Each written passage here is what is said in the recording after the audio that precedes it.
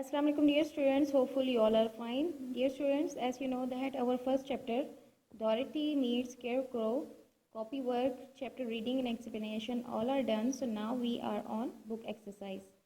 And the exercise is on book page number 6. So dear students, अब हम करेंगे exercise of first chapter जो कि था Dorothy meets Scarecrow. तो हमने कॉपी वर्क हमने कर लिया, सिलेक्टिव क्वेश्चन आंसर्स जो थे आपके कॉपी में डन हो चुके हैं। इसकी एक्सरसाइज कॉपी वर्क आपका कंप्लीट फिनिश्ड हो गया है। तो अब हम आ गए हैं एक्सरसाइज पे, बुक की एक्सरसाइज पे, और ये जितना भी काम है ये आपने बुक पे ही करना है। सो नंबर 1 हमारे पास है कि these questions are more difficult, discuss them first. ये स्टूडेंट हमारे पास एक क्वेश्चन दिया गया है जिसका आंसर हमने बुक पे ही करना है। How do we know the scarecrow is kind and polite, यानी कि हमने स्टोरी में से बताना है कि हमें कैसे पता चलेगा कि स्केयर क्रो जो था वो एक पोलाइट बंदा था और काइंड बंदा था।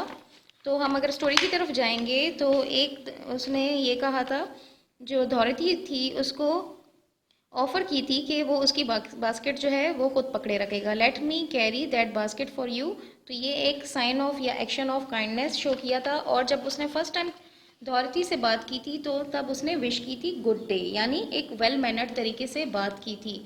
तो इन बातों से हमें वाज़ेह होता है कि जो स्केयर क्रो था वो एक वेल मैनर्ड बंदा था और काइंड पर्सन था। तो इसका आंसर आपने इस तरीके से लिखना है, कैरी बास्केट, यानी हमने यहाँ पर आंसर शॉर्ट फॉर्म में लिखना है। तो यहाँ पर आप लिखेंगे, आपको अगर इसके आगे अगर स्पेस है तो यहाँ पर भी लिख सकते हैं, लेकिन मैंने यहाँ पर ऊपर लिखा है ताकि आपको क्लियरली शो हो सके कि ये इसका आंसर है। वैसे आपकी मर्ज़ी है कि आप नीचे इसका आंसर लाइन लगा के लिखते हैं या इसके आगे लिखते हैं। तो इसका आंसर है कैरी बास्केट। देन और सेकंड पॉइंट है टॉक्स इन पोलाइट मैनर। तो इन दो बातों से जाहिर होता है कि स्केयर क्रो जो था he is kind and polite. So next हमारे पास है कि can you explain why the scarecrow is afraid of a lighted match, यानी हमने ये एक्सप्लेन करना है कि हमें कैसे पता चलेगा कि स्केयर क्रो जो था वो लाइट माचिस से डरता था।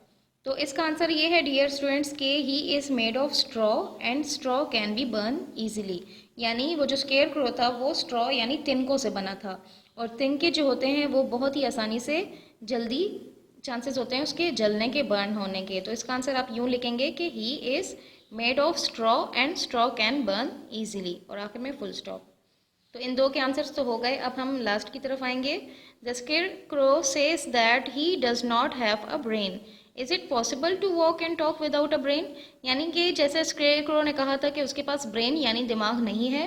तो डियर स्टूडेंट्स, क्या ये पॉसिबल है कि एक बंदा जो है जिसके पास दिमाग नहीं है वो चल भी सके और बात भी कर सके? So no, the answer is not possible, क्योंकि ब्रेन ही वो ऑर्गन है बॉडी का जो हमें मैसेजेस देता है सारी बॉडी को कि चलने और बात करने का जो भी मैसेज है, जो भी रिस्पॉन्सिबिलिटी या जो भी टास्क है, वो सब कुछ ब्रेन पे होता है। तो जब एक बंदे के पास ब्रेन ही ना हो तो वो कैसे पॉसिबल है कि वो बंदा बात कर सके या चल सके? तो नंबर जी का आंसर ये था, जो नंबर जी सवाल था उसका आंसर आपका ये है। नंबर एच का आंसर आपके पास ये है, और नंबर आई का आंसर आपके पास है नॉट पॉसिबल। तो ये तीनों के आंसर्स आपने बुक में ही मेंशन कर देने हैं। सो डियर स्टूडेंट्स, हमारी ये एक्टिविटी डन हो गई है बुक में ही। So now we are on question number 2। Question number 2 में हमें क्या दिया गया है कि answer the questions about these line from the stories, यानी हमें कुछ स्टेटमेंट्स दी गई हैं, कुछ ऐसे सेंटेंसेस दिए गए हैं या कुछ ऐसे क्वेश्चंस एक स्टेटमेंट के तौर पे दिए गए हैं, और कहा गया है कि ये बताइए कि ये बात किसने कही थी और किसको कही थी। तो नंबर 1 है कि I understand how you feel said the girl who was truly sorry for him. ये एक स्टेटमेंट है जो इन्होंने स्टोरी से ली हुई है, और इन्होंने अब फर्दर इसके बारे में क्वेश्चन पूछे गए हैं कि आप बताइए कि who is the little girl, यानी ये लिटिल गर्ल कौन थी। तो लिटिल गर्ल जैसे कि आपने स्टोरी में पढ़ा कि डोरथी थी, तो इसका आंसर आपने यहीं पे लिख लेना है, डोरथी। इसका आंसर यही है, फर्स्ट वर्ड आप लेटर जो है कैपिटल होगा, लास्ट में फुल स्टॉप। नंबर बी है to whom was the girl saying this, यानी ये जो बात थी कि आई अंडरस्टैंड यू फील, ये बात डोरथी ने किसको कही? तो इसका आंसर है to the scarecrow. Dorothy ने ये बात स्केयर क्रो को कही थी। तो इसका आंसर आपने इसके आगे ही लिख लेना है, नंबर बी का आंसर है scarecrow. To the scarecrow. Number C है why does she feel sorry for him, यानी जो डोरेथी थी वो क्यों अफसोस या सैडनेस फील कर रही थी स्केयरक्रो के लिए। तो इसका आंसर ये है क्योंकि because he has no brain, क्योंकि जो स्केयरक्रो था उसके पास दिमाग नहीं था, इसलिए डोरेथी उसके लिए सॉरी फील कर रही थी। तो डियर स्टूडेंट्स, आपके पास ए का आंसर ये रहा, बी का ये रहा एंड सी का आपके पास आंसर ये है। तो आपको क्लियरली शो हो चुका है कि किस क्वेश्चन का आंसर आपके पास कहाँ कहाँ मेंशन किए गए हैं। तो ये तीनों इसके आंसर्स हैं। एंड नंबर लास्ट जो है वो what happen next. Dear student, ये आपको एक स्टोरी हाफ फॉर्म में दी गई थी और इसके आगे इनसे पूछा गया है हमसे कि इसके आगे क्या हो सकता है। तो ये हर बच्चे इसका आंसर इसका वो अपने मतलब वो हर कोई बच्चा जो है अपने अंदाजे से उसका आंसर दे सकेगा कि आगे वो क्या हो सकता है। तो इसका आंसर ये भी हो सकता है कि वो दोनों ऊस के पास गए तीनों और उन्होंने ब्रेन के बारे में डिस्कस किया और डोरेथी ने जो है वो अपने शहर कंसास के बारे में बात की। तो इसके आंसर जो है मुख्तलिफ हो सकते हैं। आप इसकी स्टोरी को आगे किस तरह ले चलते हैं, तो इसलिए ये जो है ओरली डिस्कस किया जा सकता है। इसका आंसर काफ़ी चेंज हो सकता है, हर बच्चा अपने अंदाज से बोलेगा कि हाँ ये आंसर ये फर्दर हो सकता है या स्टोरी आगे इस तरह जा सकती है। सो डियर स्टूडेंट्स, ये थी हमारी एक्सरसाइज पेज नंबर 6 की। ये सारी जो है हमारी क्वेश्चन नंबर ये 1 जिसके क्वेश्चंस थे ये हमने कर लिए हैं और ये question number 2। So this was our exercise of page number 6 of chapter Dorothy Meets Scarecrow. Stay blessed students. Allah Hafiz. So dear students, we are now on page number 7 of the exercise of first chapter, that is Dorothy Meets Scarecrow. और उसमें जैसे कि हमने question number 1 और 2 कर दिया था, so now we are on question number 3 जो कि है पेज नंबर 7 पे इंग्लिश की बुक में। और ये बताया पूछा गया है ये है true false. Okay dear students, which of these sentences are true और फॉल्स, यानी कि हमने स्टोरी एक्सप्लेन कर दी है, रीड कर ली है। अब उसमें से हमने ये स्टेटमेंट्स चेक करने हैं कि कौन से ट्रू हैं और कौन से फॉल्स हैं। तो नंबर ए है हमारे पास, the scarecrow never gets tired.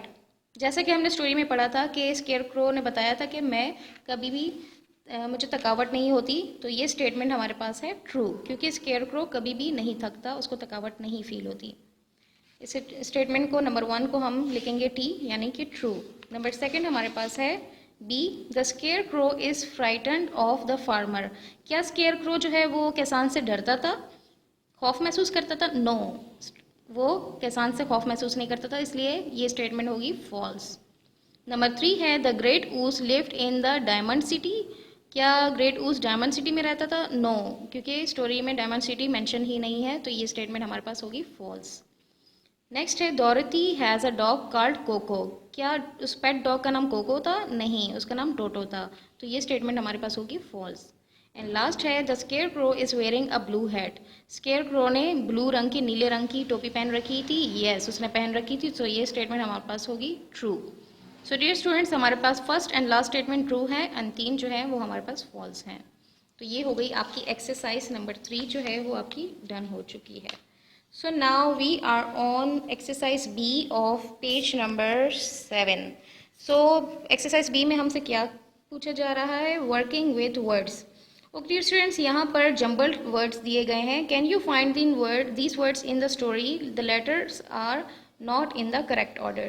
Okay dear students, यहाँ पर कुछ words हैं जो jumbled यानी वो तरतीब से नहीं दिए गए हैं और उनको हमने तरतीब में ला के उनसे words बनाना है। तो नंबर ए आप देख सकते हैं कि फेट स्टफ लिखा हुआ है, तो ये वर्ड हमारा बनता है स्टफ्ड। इसकी स्पेलिंग है STUFFED यानी कि स्टफ्ड। ये वर्ड आपने स्टफ्ड यहीं पे लिखना है, बहुत नीट एंड टाइडी राइटिंग में। नंबर बी है हमारे पास वर्ड, इन्होंने लिखा है क्रॉस रेस, तो ये वर्ड हमारा बनता है square crow, SCARECROW square crow. Number 3 हमारा वर्ड बनता है emerald, EMERALD emerald.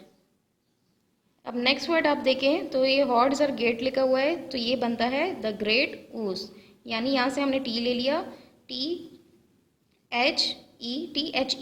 Great GREAT great. इन्हीं वर्ड्स में से हमने ग्रेट बना दिया है एंड ऊस ONZ को मिला के, तो ये वर्ड बनता है द ग्रेट ऊस। नेक्स्ट है कॉर्न फील्ड। ये वर्ड जो है जम्बर्ड था, तरतीब से नहीं था, लेकिन ये वर्ड बन गया था corn, CORN corn, FIELD field, corn field. और लास्ट वर्ड हमारे पास बनता है ग्रेटफुली, GRATEFULLY। ग्रेटफुली। तो इन वर्ड्स को हमने तरतीब से बनाकर इनके एग्जैक्ट जो वर्ड्स थे वो लिख दिए हैं। सो ये हमारे पास एक्सरसाइज नंबर 1 जो है वो डन हो चुकी है पेज नंबर 7 पे। So now we are on exercise B का question number 1 done. And exercise B का क्वेश्चन नंबर 2 हमसे क्या पूछा जा रहा है, which words in each list is not spelled correctly. Okay dear students, यहाँ पर आपको कुछ वर्ड्स दिए गए हैं जिनमें से एक ऐसा है जो कि करेक्ट स्पेलिंग में नहीं है, तो उसको हमने हाईलाइट करना है या अंडरलाइन कर लें या उसको सर्कल कर लें और उसके आगे उसकी एग्जैक्ट जो करेक्ट स्पेलिंग है वो लिख लेनी है। जैसे हमारे पास है फ्रेंडली, फ्रेंडली की स्पेलिंग बिल्कुल ठीक है, फील्ड की बिल्कुल ठीक है, फ्रीडम की बिल्कुल ठीक है, फ्रेशली की बिल्कुल ठीक है, फ्राइड, फ्राइड की स्पेलिंग रॉन्ग है क्योंकि वाई लिखा गया है तो यहाँ पर वाई की जगह आई आता है, तो इसको हम सर्कल कर लेंगे या अंडरलाइन कर लेंगे और आगे इसका करेक्ट स्पेलिंग लिख लेंगे।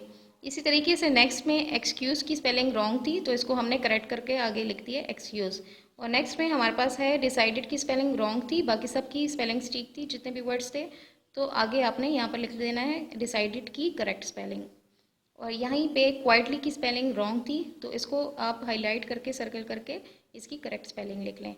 तो ये आप देख सकते हैं कि ये 4 वर्ड्स ऐसे थे जिनकी स्पेलिंग जो थी रॉन्ग थी, करेक्ट नहीं थी, तो हमने इनको हाईलाइट करके सर्कल करके इनकी आगे ही सेंटेंस के आगे हमने उनके जो करेक्ट स्पेलिंग है वो लिख दिए हैं।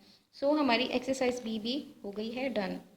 होपफुली आपको हर चीज़ क्लियरली ऑब्जर्व जो है हो रही होगी, आपको क्लियरली जो है समझ आ रही होगी एंड शो हो रही होगी। सो नाउ जैसे कि हमने 1 2 3 इसकी कर दिए हैं question, so now we are on number 3 part. This is try to find these words in the story.